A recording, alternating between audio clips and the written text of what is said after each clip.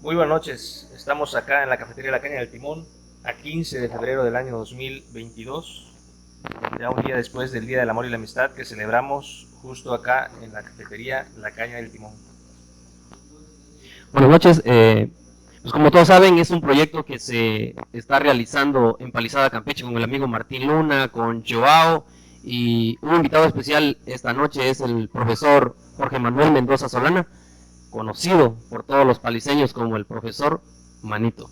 Yo sé que no hay ni un empacho en poder llamarlo así, pero antes de seguir con el tema, sí me gustaría decir que el profesor Jorge es miembro de la Asociación Nacional de Cronistas de Comunidades y Ciudades Mexicanas. Y también, pues como todos sabemos, en Palizada fue docente de primaria, secundaria, de universidad. Tiene un currículum, ha escrito libros, de los cuales nos hemos perdido algunas lecturas de ella, ¿verdad? Pero hoy, precisamente, venimos a aprender de nuestra historia, de nuestra identidad como paliseños. Martín. Así es, muy buenas noches. Aquí tenemos al maestro Jorge Manuel Mendoza Solana. El de hoy estaremos abordando un tema que yo creo que nos identifica como paliseños, el título de patriótica y liberal. ¿Qué papel desempeñó básicamente Palizada como patriótica y liberal? Yo creo que el maestro nos va a aclarar parte de las dudas. ¿Por qué recibe Palizada el título de patriótica y liberal? Yao. Pues fíjate que sí, la verdad que desde que leí el libro de la historia de Palizada del maestro, cambió mi perspectiva de muchas cosas, de la historia que tiene Palizada, es una historia muy rica, ¿no? Que va de distintas épocas y distintas historias, ¿no? Que ha sucedido. Y esta noche pues estamos empezando con una pequeña entrevista al maestro para nutrirnos un poco más de su conocimiento. Claro que sí, sobre todo agradecer que apoye esta inquietud que tenemos nosotros como jóvenes, ¿no? De dar a conocer diversos temas y entre ellos parte de nuestra cultura, parte de nuestra edad, como lo dije anteriormente. Maestro, el micrófono es suyo. Gracias, ante todo, agradecerles a ustedes, a este cuarteto entusiasta que de alguna manera se ha dado a la tarea de llevar a cabo esta relación de comunicación con la ciudadanía y con la gente de todas partes del país y del mundo, aprovechando el conducto de las redes sociales. Me resulta realmente emocionante porque proyectos como estos que ustedes están llevando a cabo deben también de multiplicarse, ¿no? Y ojalá que así sea, porque los cronistas somos todos, todos hacemos posible la difusión de la historia a través de lo que sabemos, de lo que aprendemos. Yo tengo la fortuna de ser el cronista por reconocimiento nacional, pero quisiera que hubieran 10, 15, porque eso es lo que hace grande los pueblos, ¿no? Es importante, así como por ejemplo hay lugares donde hay muchos poetas que se reconocen como latenas de un determinado lugar. ¿Por qué? Porque hay una proliferación de escritores, de poetas. De esa misma manera, los lugares se dan a conocer su alma a través justamente de sus gentes, ¿no? De lo que crean sus gentes. Bien, pues me están preguntando el porqué de patriótica y liberal. Vamos a recordar de que estamos en el año de 1864. Los franceses de nueva cuenta habían invadido nuestro país. Inicialmente lo hicieron por aquella famosa guerra de los pastelitos, ¿no? Que en la Ciudad de México fue atacada una de las panaderías de estos franceses y ese fue el pretexto para declararle a México de nueva cuenta la guerra, ¿no? Por eso se le llamó la guerra de los pasteles. Pero después de esa fecha, los franceses vuelven inquietos a tratar de invadir el país y ahora con mucha mayor fuerza, ¿no? Pero lo hicieron en todas las regiones más disímiles de nuestra nación y en el sureste, pues los franceses también llevaron a cabo su invasión en varias partes y en varias ciudades, ¿no? Jonuta, Palizada, Ciudad del Carmen, Yucatán y Campeche. Recordemos de que Campeche apenas había separadose de lo que era el estado de Yucatán. Juárez había reconocido al estado de Campeche como un estado independiente.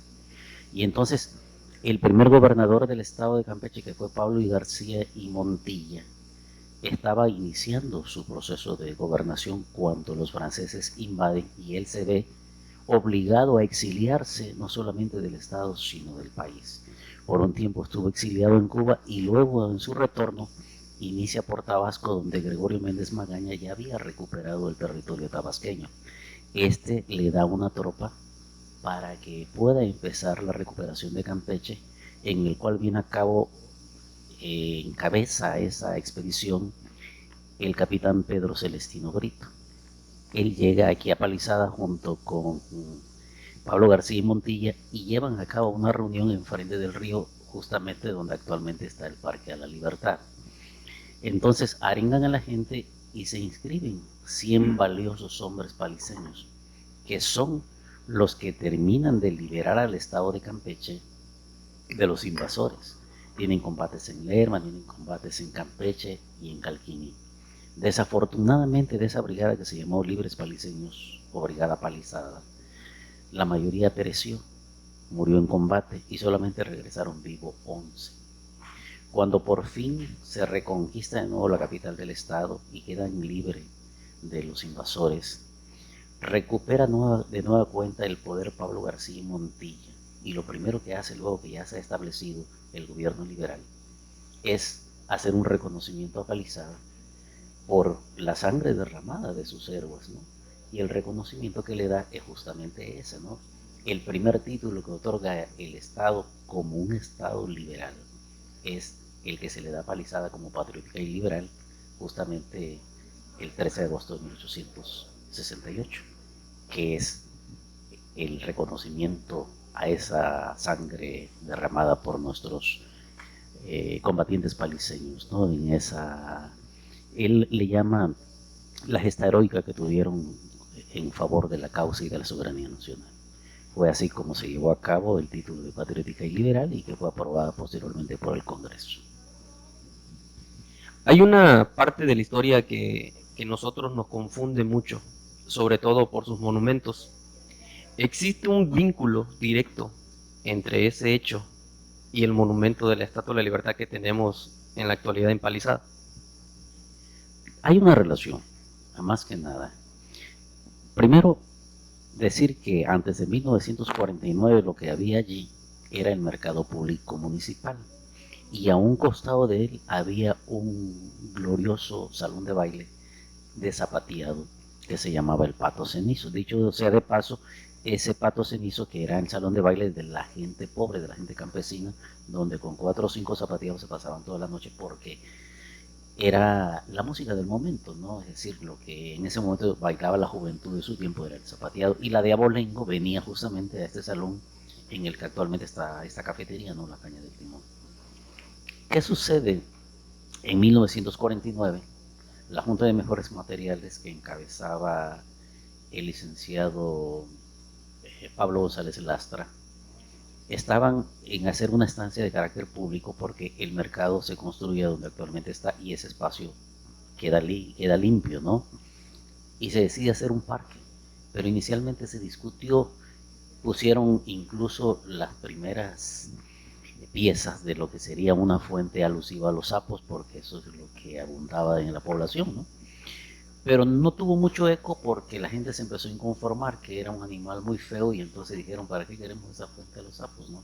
Además, las fuentes se hacen en las grandes ciudades como para refrescar un poco el ambiente, y en Palizada pues están junto a la orilla del río, no había nada que refrescar, pues tenemos una piscina inmensa, ¿no?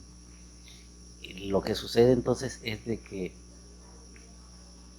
recuerdan el hecho histórico que acabamos de comentar, de que Palizada tenía un título de patriótica y liberal, y entonces se les ocurre a ellos que un símbolo que podría representarlo muy bien sería el de una réplica de la Estatua de la Libertad que está en Nueva York, y por esa razón mandaron a hacer esa estatua a Mérida con los hermanos Calderón, y eso es lo que simboliza a ese reconocimiento, ¿no? De Palizada como patriótica y liberal. ¿Qué sucede, por ejemplo, en la estatua de Nueva York? Donde está la estatua con el libro en la mano, tiene la fecha del centenario de la independencia de los Estados Unidos, ¿no? Y la que está, por ejemplo, en el río Sena en París, tiene enmarcado ahí el día de la toma de la Bastille, porque no olvidemos que fue una donación del gobierno de Francia, del pueblo de Francia, al pueblo norteamericano. Eso es lo que sucede, ¿no? Aquí fue mandada a hacer procesamente como para simbolizar ese título de patriótica y liberal. Por esa razón es que la estatua se encuentra allí. Por cierto, dentro de las 62 estatuas que se reconocen actualmente en el mundo, Palizada tiene la estatua más pequeña, por 2 centímetros. La de Vietnam le gana, ¿no? Una de Vietnam. Entonces, pues eso se ha convertido así como que también un símbolo de nuestra localidad y que muchos le llaman la transculturización. Pues yo no diría eso realmente, ¿no? Porque yo veo de que nosotros somos una población muy pequeña, ¿no? Y Nueva York es una población inmensamente grande. Pero en Nueva York cruzan por un puente de fierro a Brooklyn. Nosotros también cruzamos por un puente de fierro a la isla de San Isidro. Aquellos tienen el río Hudson, pero nosotros tenemos el río Palizada, ¿no? Entonces, nosotros también tenemos nuestro encanto, nuestra magia, ¿no? Entonces, esto hay que reconocerlo también como una cultura del encanto, porque nos encantamos con lo que tenemos, con lo que somos como pueblo. Si no somos capaces de estar identificados con nuestras raíces y con lo que tenemos, entonces no vamos a poder apreciar nunca lo demás, siempre vamos a tener como una especie de egoísmo interno, porque vemos lo de los otros, pero no vemos lo nuestro, ¿no? Tenemos que aprender a ver lo nuestro, para poder admirar la belleza en toda su dimensión, en toda su magnitud. Bueno, esa es la razón por la que la Estatua de la Libertad tiene una relación con el título de patriótica y liberal que recibimos en 1868. Martín, ¿tienes alguna pregunta? Pues más que pregunta, recuerden que cuando, amigos que nos ven en las redes sociales, recuerden que cuando vengan a Palizada, vengan a la calle del Timón. Aquí también encontrarán parte de la historia de Palizada. De hecho, pues el nombre de Patriótica y Liberal, perdón, el nombre de la calle del Timón igual representa algo que como paliseños igual nos identifica, no solamente a nivel nacional, creo que puedo decir que incluso a nivel internacional, que creo que sería un tema que igual podríamos abordar más adelante, o lo podemos abordar brevemente. Y sobre todo eso, cuando vengan a Palizada, aquí hay parte de la historia de este municipio, de la época dorada de Palizada. Yo siempre he dicho que Palizada tuvo una época dorada, el cual pues en los últimos años ha venido en decadencia. Seguimos siendo un pueblo mágico, pero hace 40 o hace 50 años atrás era Palizada en su esplendor. Sí, el leer ese libro a mí como que me instruyó más a la hora de ver los monumentos. Y una pregunta que le podría hacer al maestro es, a lo largo del malecón, al llegar a la zona casi cerca del puente Texas, hay como unos cañones. ¿Esos cañones fueron donados a Palizada o se utilizaron en Palizada? Bueno, hay 2 cañones. Hay uno que está aquí en la Estatua de la Libertad, que fue el que se utilizó Sí, sí. en la batalla de San Joaquín. Estamos hablando de San Joaquín, a esa hacienda que iniciaba desde Mariche hasta La Tosa. Eso era la hacienda de San Joaquín. Allí había un cuartel de los franceses. De los franceses, sí, sí. Ah, qué interesante. Pugurul había comandado esa brigada, ¿no? Y entonces, por tierra, en 4 o 5 ocasiones, las fuerzas paliseñas quisieron expulsarlo, pero fue muy difícil. Hasta en la 5ª ocasión fue de que ya los pudieron expulsar y los hicieron correr y utilizar un cañón de esos, que es el que está en el Parque de la Libertad. El otro cañón que ustedes ven allá no es de Palizada, ¿no? Más bien fue utilizado en los combates contra los piratas en la ciudad de Campeche, y que se vino a Palizada con el propósito de colocarlo justamente en el Parque de la Libertad cuando fue remodelado en 1999, 50 años después de la edificación. Pero como que la simetría no alcanzaba porque el otro es muy grande y este es más pequeño. Y entonces lo que se mandó a hacer fue una réplica, pero en asbesto. Por esa razón se colocó el otro allí, y ese había quedado por un tiempo abandonado. Y entonces cuando se construye la parte del malecón viejo, del Río Viejo, perdón. Entonces allí se pone ad hoc con el kiosco que se encuentra ahí y la parte que está justamente junto al río, justamente lo que dice Juan, ¿no? Junto al paso de las Tejas, que ahora se le conoce como el Paso Texas, ¿no? En la historia lo que se dice es de que como el canal del río allí era más pequeño, las embarcaciones de cabotaje tenían mayor espacio y flexibilidad para poder desembarcar la teja que provenía de la isla del Carmen y que ulteriormente venía de Francia, ¿no? Eso es exactamente, por eso se le llamó el Paso Texas, que anteriormente era el Paso de las Tejas. Pues qué interesante, yo pensaba que era Texas, porque pues como ya está que la estatua de Nueva York, yo dije, ah, bueno, pues tiene su Paso Texas igual. Pero es Texas entonces, maestro, relativo a las tejas francesas que... Era el desembarcadero. Ah, ok, ok. De hecho, se supone que hay varios tipos de teja, ¿no? O sea, cada teja tiene una figura representativa de quién la construye o del lugar de donde viene, ¿no? Las tejas, todas las tejerías, la mayor parte estaban en Marsella, en Francia, que es la teja de donde proviene Campeche. Digo, la teja que tenemos no solamente en Campeche, sino en Palizada, ¿no? Pero habían distintas fábricas, Martín Frerés, Pierre Sacomán y muchas otras compañías que tenían convertido a Marsella en el centro productor de las tejas. Pascal Villegas llevó a cabo una investigación de las tejas desde Francia hasta Campeche y nos da cuenta de que en este momento ya no existen tejerías, ninguna tejería en Marsella. Y por eso su inquietud de hacer el estudio, y particularmente con Palizada, que es la población que mayor cantidad de casas resguarda con la teja francesa, ¿no? Por eso es la razón de que el 24 de febrero, por cierto, vamos a conmemorar ya un aniversario más, ¿no? De que fue nombrado como Pueblo Mágico Palizada, precisamente porque tenemos un documento de 222 casas techadas con teja francesa, de las cuales 185 hay en la cabecera municipal. Bueno, 180 porque ya 5 se derrumbaron. Ese es otro tema también que hay que hablar posteriormente, porque tiene que haber un programa de mantenimiento para poder preservar lo que nos dio el nombramiento de Pueblo Mágico, ¿sí? Que son las casas que están techadas con teja francesa. Sí, triste. Entonces, sí, porque de alguna manera todas estas casas ya han soportado el paso de los años. Me tocó ver al lado de donde está la frutería de Rubí, una casa que todo su techo colapsó. Y están colapsando varias, ya hay son muchas varias que las que están colapsan. Y entonces sí hay necesidad de encontrar la manera, ¿no? La forma de poder darle fortalecimiento a las casas, porque esas casas pues ya han desafiado el paso de los años, han enfrentado ese reto y aún siguen en pie, ¿no? Pero bueno, la historia se construye así. No se trata de preservar lo viejo, sino lo que realmente nos dio belleza, nos dio identidad, nos ha dado historia también. Y bueno, es un documento que existe en pocos lugares, ¿no? Entonces tenemos que resguardarlo. Yo recordaba la novela de Gabriel García Márquez en 100 años de soledad, que tenía dos ríos, que venía una casa de teja, que venían embarcaciones de vapor, y justamente todo eso sucede en Palizada, ¿no? Increíblemente.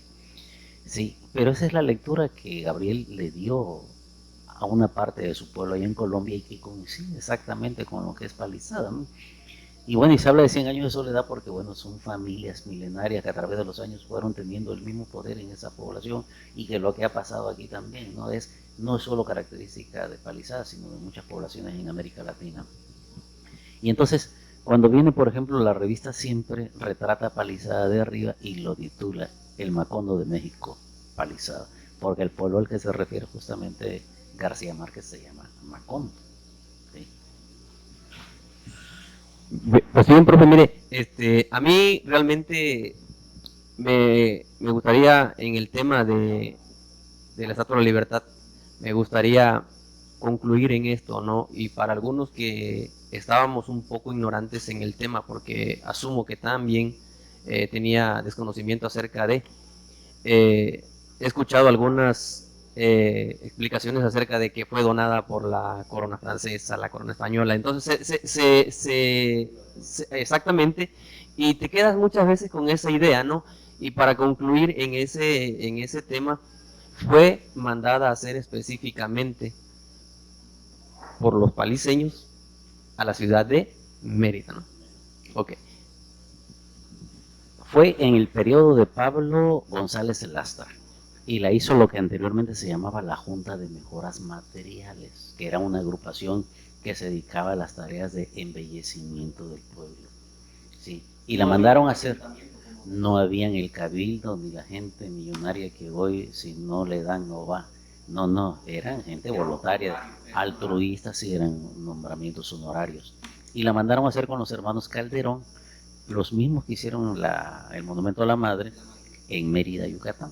¿Sí? Está hecho básicamente de yeso. ¿Cuál será el primer ayuntamiento, o sea, la fecha del primer ayuntamiento del municipio? Bueno, mira, acuérdate que el ayuntamiento es el resultado de la revocación o de la renovación de la Constitución Política de 1917. En 1919 se introduce en la Constitución el término, el concepto de ayuntamiento y a partir de allí empiezan entonces a funcionar los ayuntamientos. Aquí empieza el 1 de enero de 1919. Ese es el primer ayuntamiento que tenemos, ¿sí? Entonces, cuando todavía Campeche tenía 8 municipios, con esos 8 municipios entra en vigencia el nuevo concepto de ayuntamiento. Hay que hacer un recordatorio puntual. Por ejemplo, Palizadas se funda en los últimos 50 años de la dominación española y por lo tanto la división o la organización política estaba a través de partidos y de presidios, que era el formato que tenía la colonia. Posteriormente, cuando entran los liberales, es decir, cuando se hace la lucha por la independencia, empiezan a funcionar los primeros ayuntamientos o alcaldías.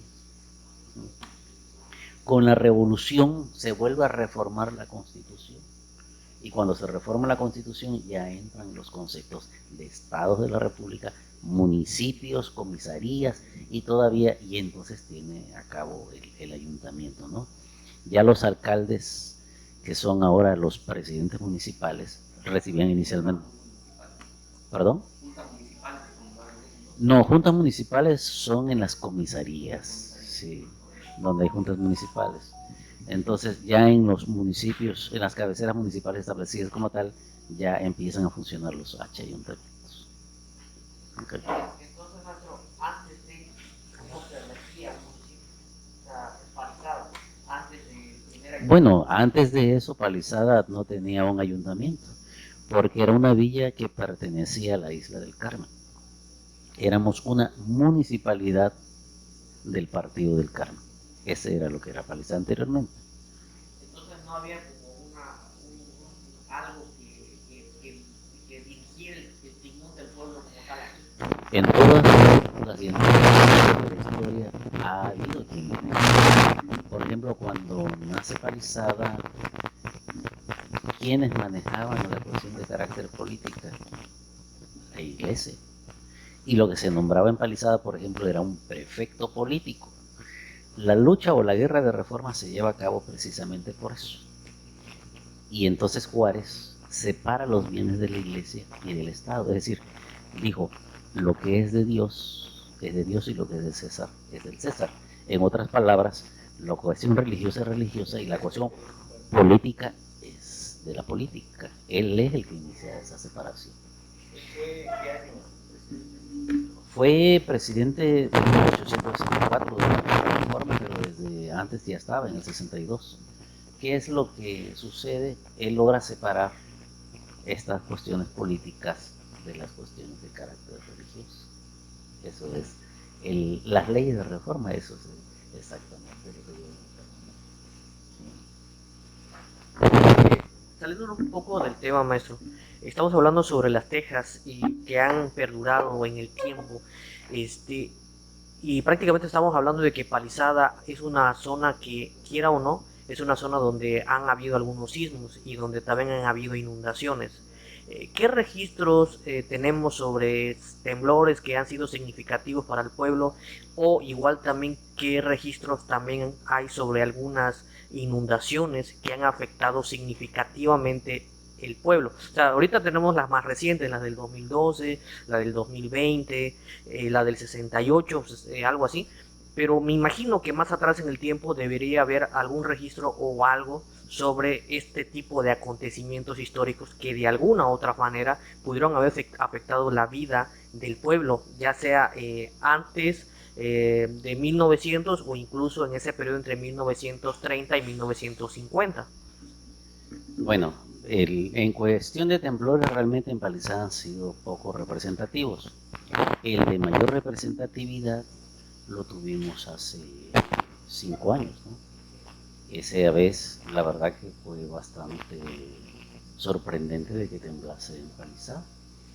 Vimos cómo la iglesia se movió de un lado y de otro lado, vimos cómo se agitó el agua del río, vimos cómo las casas también se nos movían, los árboles cómo se cayeron. Toda la gente que nunca habíamos vivido un temblor salimos a la medianoche, ¿no?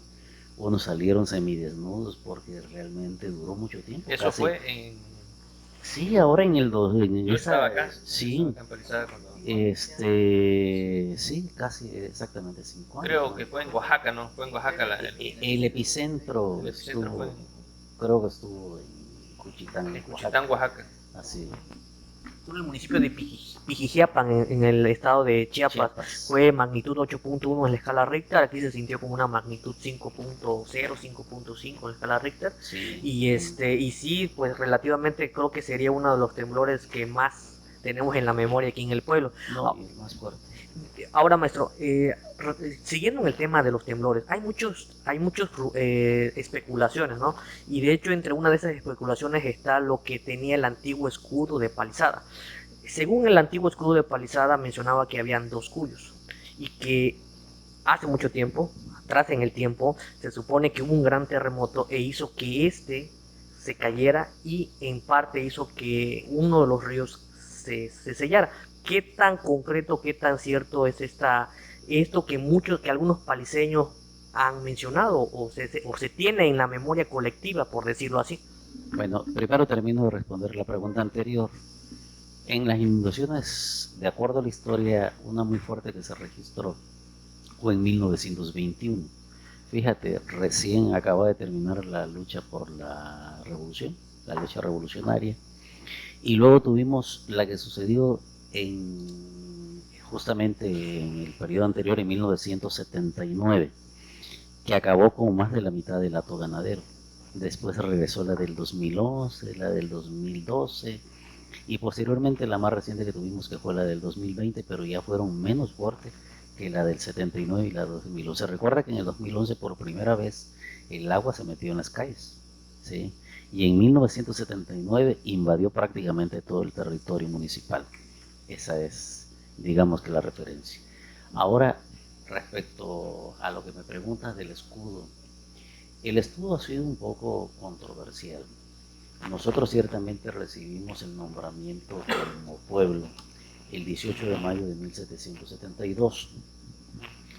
Hay que puntualizar, en México no solo era una colonia, realmente México era un virreinato. Es decir, había un rey en España, pero aquí había un virrey. Cuando se funda Palizada, el virrey de la Nueva España era Antonio María de Bucareli y Ursúa. Palizada se funda el 20 de marzo de 1772, pero la fecha que se toma como la fundación es el 18 de mayo de 1772, de ese mismo año, porque es el día en que el virrey Bucareli firma de conformidad de que está de acuerdo en que el pueblo sea fundado y además le pone el matasello. Este documento existe, ¿no? Y nacemos, que es otra pregunta que quedó sin resolver, con el nombre de San Joaquín de la Palizada. ¿Sí? El documento se llama Informe de don Pedro Dufau Maldonado de haber formado en su jurisdicción el pueblo de San Joaquín de la Palizada, 1772, así, con esos términos. Y está en el archivo de la Nación, lo que anteriormente era el palacio o la cárcel de Lecumberri.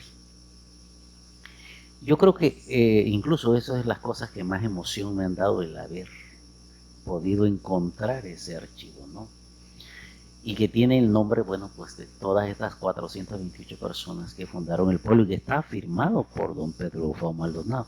Voy a hacer un paréntesis porque precisamente durante este año estoy llevando a cabo la gestión para recuperar el nombre de Palizada, San Joaquín de la Palizada. ¿Cuántos nombres ha tenido? Había dicho Elvis. No ha tenido muchos nombres. Eso de que San Joaquín, San Ignacio de las Palizadas y de la Empalotada, Sí, lo escuché. son vaciladas por desconocimiento de la historia. ¿Sí? Palizada nació con el nombre de San Joaquín, como Campeche nació con el nombre de San Francisco de Campeche. ¿Cuándo pierde el nombre de San Joaquín? Justamente en la época de la Reforma, porque los liberales que ocupan el poder, como dice separación de la iglesia y el Estado, pues entonces le quitan el nombre de San Joaquín y queda únicamente el de Palizada. Pero el problema es de que si tú te llamas Martín y tienes otro nombre, como en mi caso yo me llamo Jorge Manuel, no me pueden quitar el nombre de Manuel. Yo me firmo Jorge Mendoza Solana, pero mi nombre real es Jorge Manuel, por tanto no le pueden quitar a Palizada por un hecho de trascendencia política que es reconocido el nombre de San Joaquín de la Palizada, porque nacimos en un periodo justamente de la colonia, ¿no? Pero además eso nos da historia. ¿Cuál es el problema con el nombre y cuál es el problema con los ideales de cada persona? Ninguno. Porque te llames San Joaquín de la Palizada, yo puedo seguir diciendo de posición liberal. Simplemente es reconocer que de esa manera nací. Es como los morenistas que actualmente están en el partido y que vienen de otros partidos, ¿no? Ese es su origen. Pero bueno, hoy son morenistas. Nosotros no podemos decir de que no llevamos el nombre de San Joaquín, hay que volverlo a poner, ¿no? Y evitar estas equivocaciones de la historia. Aclarado esa parte, paso ahora a lo del escudo. Había un escudo que vino en un libro anterior, que yo realmente por respeto y sigo siendo respetuoso. Pero tú cuando tienes que poner algo en un libro, ante todo tienes que estar fundamentado bibliográficamente, etnográficamente, o tener una información de primera fuente que te diga que lo viste, que lo viviste, o que fue una persona que lo vivió. Y entonces, tienes que tener una fundamentación, ¿no? Para decir, está en tal parte. No se puede decir que el pueblo lo fundaron 428 gente y que lo formó un Pedro Bufao Maldonado, sino tú no tienes un documento que te lo respalde, ¿no? Y que hay que respaldar, porque cualquiera puede hablar y entonces no hay credibilidad en lo que se dice. Bueno, salvo esta expresión, puedo decir una cosa interesante, importante. El pueblo de Palizada, cuando tú miras el río, se dice que en 1854 estalla el volcán Santa María que está en Guatemala. Revisa, tú que eres meteorólogo, si hay alguna explosión de ese volcán en ese año, ¿ya? Y revisa además en los Schoenroy o en cualquier otro documento de carácter histórico que tenga mayor antigüedad que la fundación de Palizada, es decir, más atrás, y que te diga si realmente el río Palizada seguía hasta la isla del Carmen y si el río Viejo le daba la vuelta y se entroncaba de nueva cuenta con el río Palizada para poder formar la isla de San Isidro.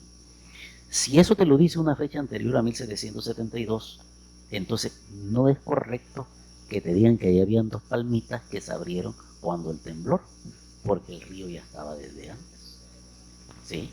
No puede haber existido. Es decir, tenemos también que hacer uso de nuestra racionalidad para poder entender que los dos cerritos no estaban. El escudo no puede ser resultado de tu imaginación. Tiene que ser resultado de alguna simbología representativa de tu historia social, natural e histórica. Y además los colores también tienen que ver mucho. Un escudo no se hace con los colores pictográficos que haces tú, el símbolo de cualquier ayuntamiento, no. Esto también obedece a ciertas normas. Y ese tampoco obedecía a esas normas. Entonces, en el siglo pasado, en los años de 1994, se hace una convocatoria para hacer el escudo de Palizada, ¿sí?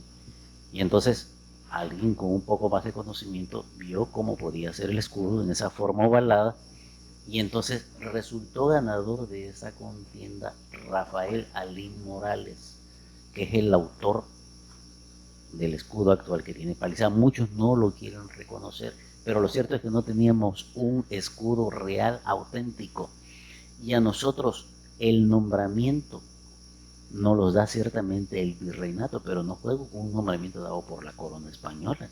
Y el que diga eso, bueno, que me diga quién, cómo lo supo. Porque el hecho de que mi abuelito me lo haya dicho o mi tatarabuelo, eso no representa nada. ¿Entiendes? Tiene que ser una fuente real. Muchas personas vienen aquí y te comentan historia porque se lo dijeron sus antecesores. Bueno, eso puede ser importante que te hayan hecho su comentario, pero que te lo hayan dicho a que tú lo investigues y que realmente tengas el fundamento para hacer, eso es muy distinto. El río Palizada estaba formado desde antes de la fundación, porque incluso cuando don Pedro Fao Maldonado, que fue el fundador del pueblo, pasa por la boca de Matitán en ese tramo de 12 leguas, la gente lo intercepta y le pide que lo pone en un pueblo. Él hace la travesía por el río Palizada hasta la isla del Carmen, donde toma posesión de gobernador del presidium y regresa a Palizada el 12 de marzo. Y lo hace en el lugar y le dice dónde vamos a fundar el pueblo. Y se ponen de acuerdo en que lo van a fundar en la boca de 2 ríos, de 3 ríos, que es el río Palizada, la prolongación del río Palizada por la isla del Carmen y el río Viejo. Y nombra además que la parte que se va a dictar para la ganadería es la que le dicen San Isidro, que hasta la fecha tiene ese nombre de San Isidro. Divide la población como quería que fueran las calles, les da incluso un formato para que las casas se pudieran construir de esa manera con el propósito de hermosear el pueblo, y nombra 2 calles. La primera, la que está al frente, que se llamaba la calle Real, y la segunda, la Juárez, que se llamaba la calle del Presidio. Esas fueron las 2 primeras calles que se hicieron en Palizada. Y les da el formato cómo deben de ser estas casas, que deben de estar, por ejemplo, a 4 metros 20 centímetros, porque de allí es donde empieza la circulación del aire. Las puertas, todas las puertas deberían de tener 3 metros con 20 centímetros.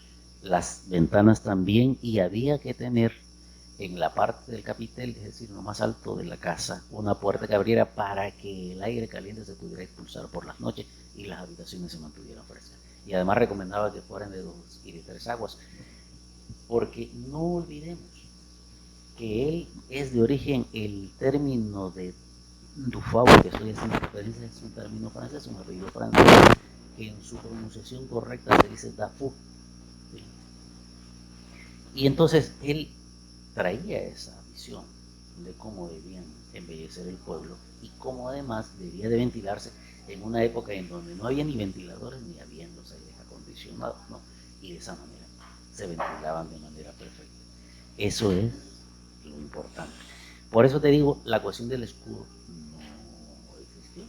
Ni los 2 montecitos esos, ni las 2 palmitas, que sea realmente se me hace irrelevante, porque además tienes que decir que lo que significaba.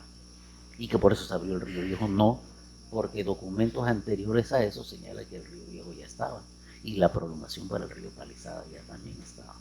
¿Me explico? Entonces, por lo tanto, no es cuestión de creatividad de la imaginación, sino de fundamentación de la historia. Así es.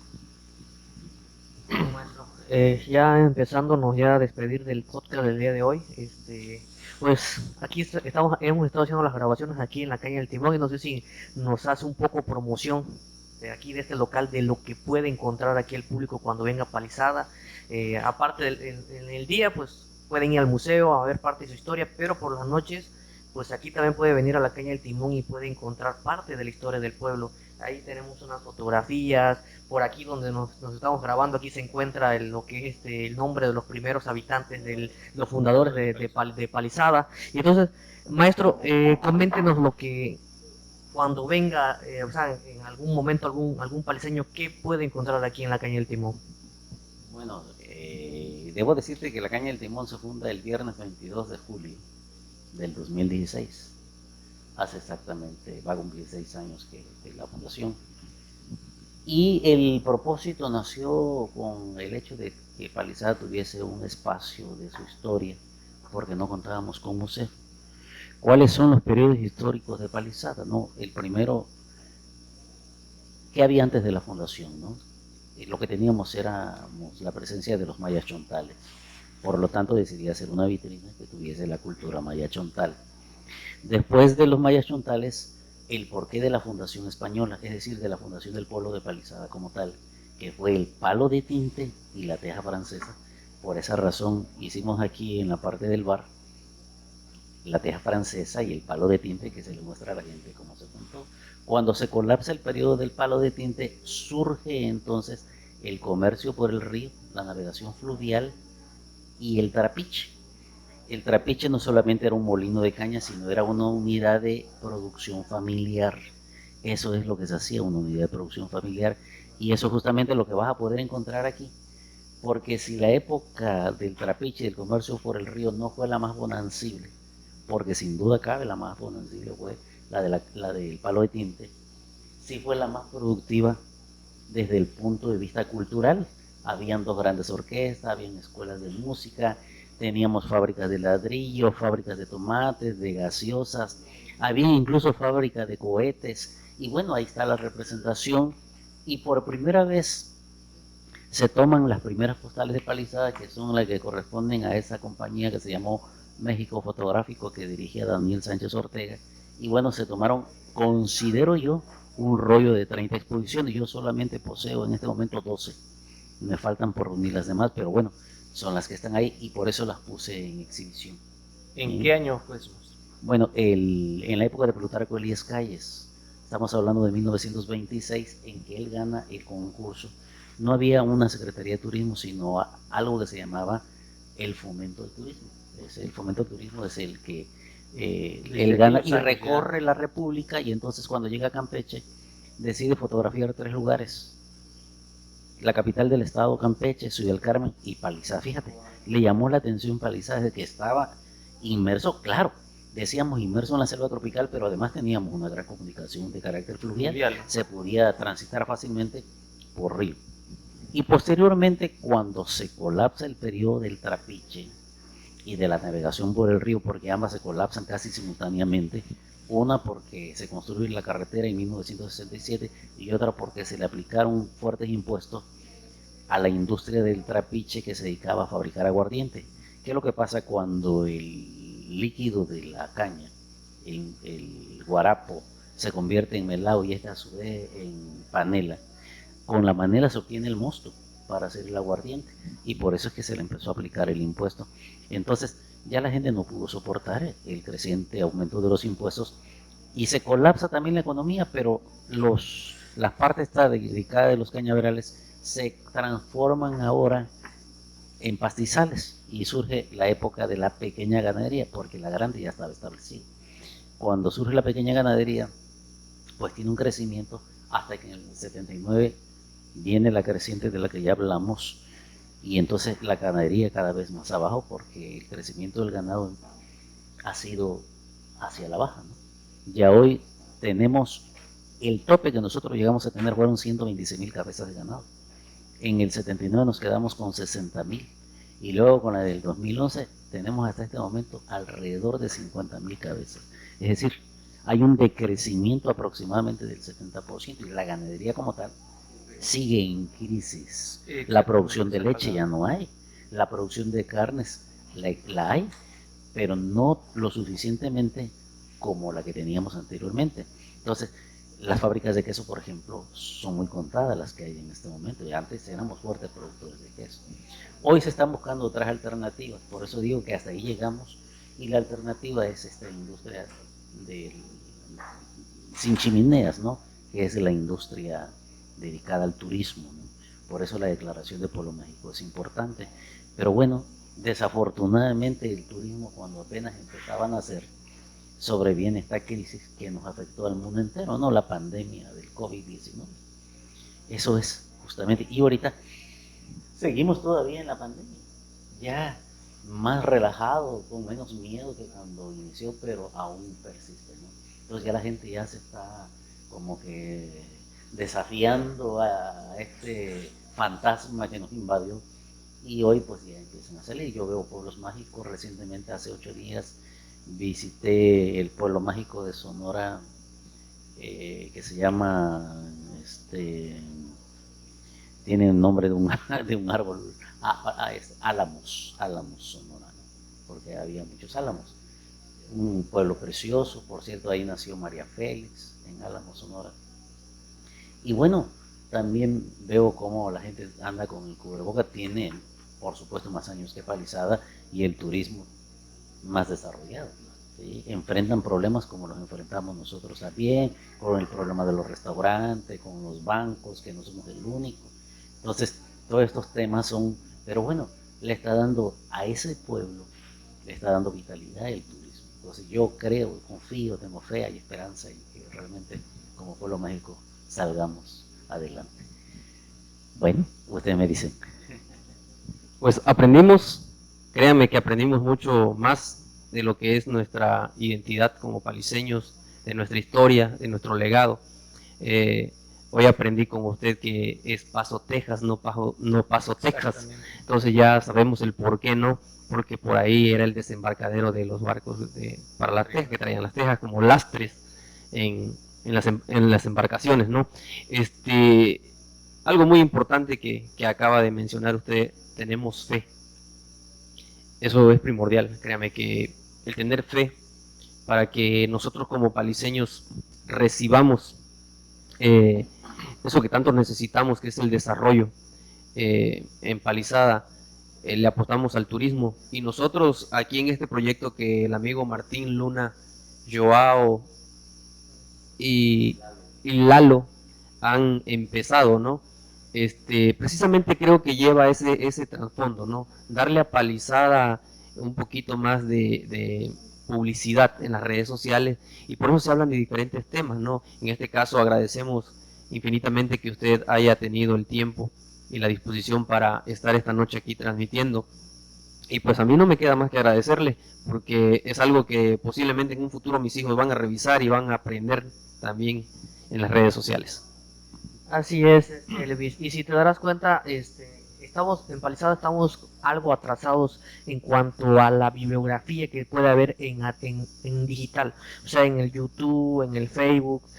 Puedes buscar mucha información de Campeche, de Ciudad del Carmen, pero pues realmente de Palizada es muy poca la información que se puede ver en YouTube. Entonces de esto se trata este proyecto, tratar de dar a conocer todo lo que se pueda de Palizada, todo lo que ha habido en su historia, todo lo que hay, y como les mencioné, también los talentos que pues también día a día hay más, y que están en la búsqueda de eso, un pequeño empujoncito a través de las redes sociales, que digan: esta persona sabe hacer esto, sabe cantar, sabe declamar, sabe hacer alguna artesanía o algo por el estilo.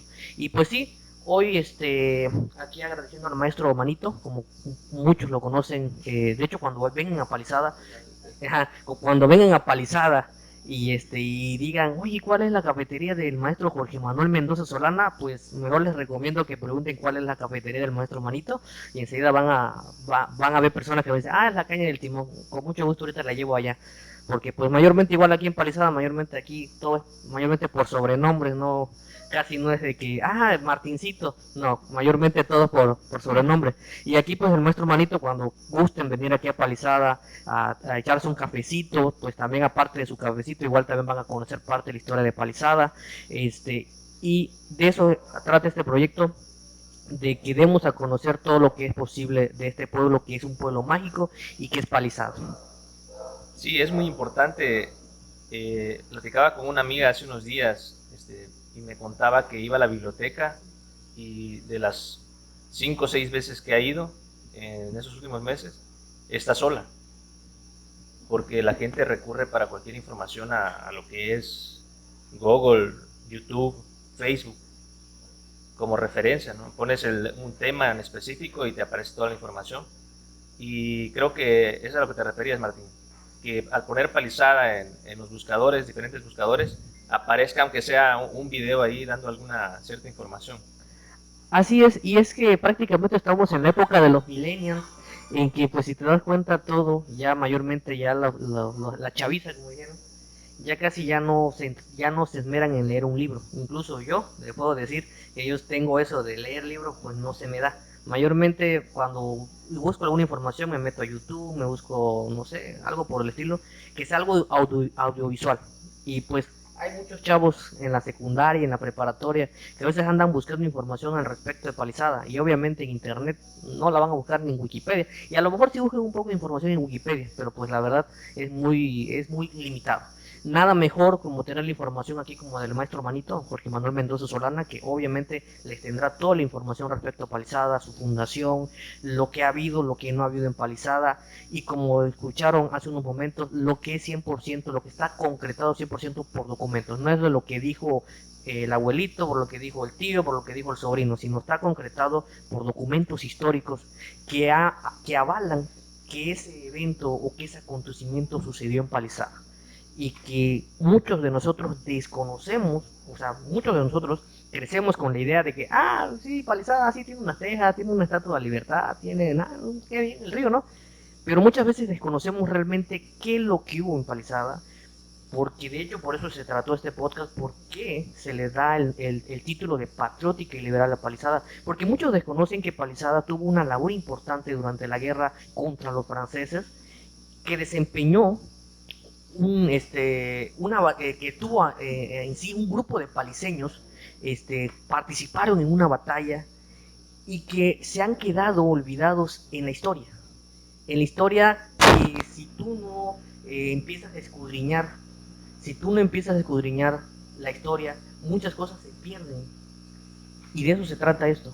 De ir, ahora sí que al estilo reescribiendo la historia, más o menos así esto, ir viendo eso, qué es lo que ha acontecido en Palizada desde su fundación e incluso antes, porque pues también hay información antes de la fundación de Palizada, cuando los mayas y todo eso que también más adelante también se pudiera abundar.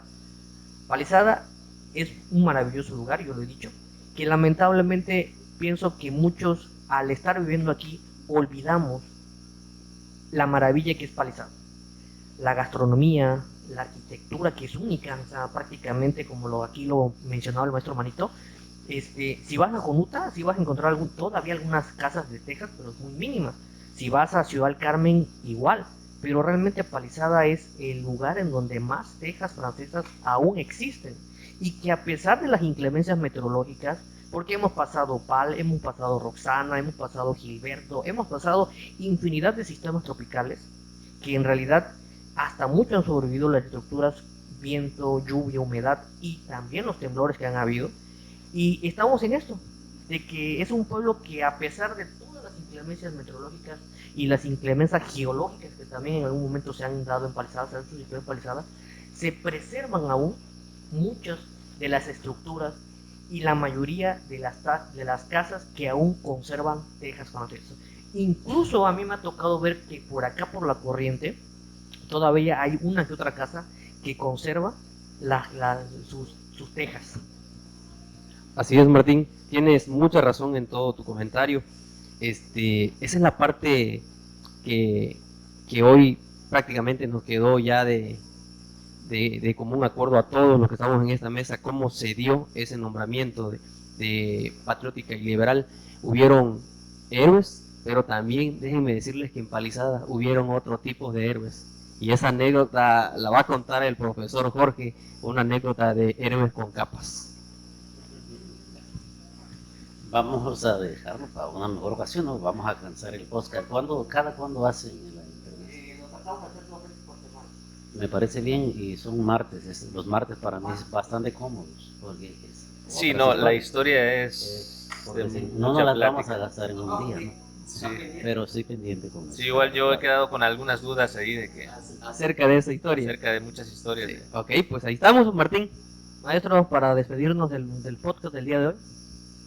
No, al contrario, agradecerles a todos ustedes que hayan tenido esta iniciativa, que mantengan a Palizada informados, sobre todo a los paliseños que viven fuera de la localidad y a los que están en distintas partes del mundo, ¿no? Para que nos visiten, que estamos aquí también en un punto importante de la historia de México y un punto geográfico lindísimo.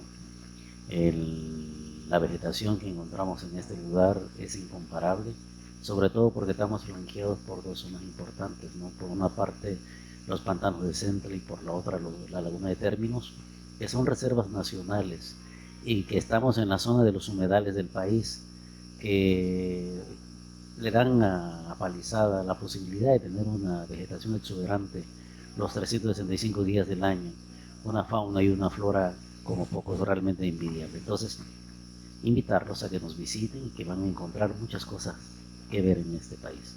Pues agradecerles también de nueva cuenta pues que hayan tenido a bien hacerme la invitación. Gracias. No, a usted, maestro, Y que la muchas pasen gracias. Y ya saben, amigos, si llegaron hasta esta parte del podcast, no olviden comentar, darle like y compartir para que más personas se enteren de este proyecto. Claro que sí, me despido, Elvis Luna, gracias por escucharnos. José Martín López Luna en este micro, nos vemos en el próximo podcast. Y Su amigo Joao Macramé. aquí el detrás de cámara no quiere participar el día de hoy. Bueno, muchísimo. Así es. Eduardo No, Benítez. Eduardo Benítez. Bueno, nos vemos. Bonita noche. Seguimos. Hasta luego. Hasta luego. Bye bye. Chao.